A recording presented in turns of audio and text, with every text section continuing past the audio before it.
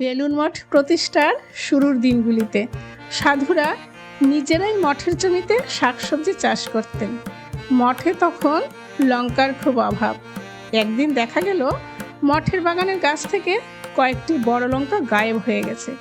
স্বামীজি নিজেই বিচারক সেজে সব সাধু ও ব্রহ্মচারীদের ডেকে পাঠালেন।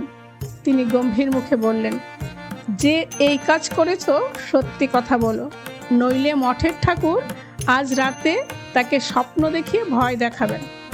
তখন এক তরুণ ব্রহ্মচারী ভয়ে কেঁদে ফেলে স্বীকার করলেন যে তিনি কাঁচা লঙ্কা দিয়ে মুড়ি খাওয়ার লোভ সামলাতে পারেননি। স্বামীজি তখন হেসে বললেন, ওরে, লঙ্কা খাওয়ার জন্য এত ভয়? যা, বাগান থেকে আরও দুটো লঙ্কা তুলে নিয়ে আয়, কিন্তু না বলে নিবি না।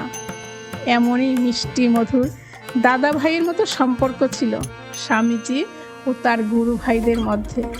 জয় স্বামীজি মহারাজ।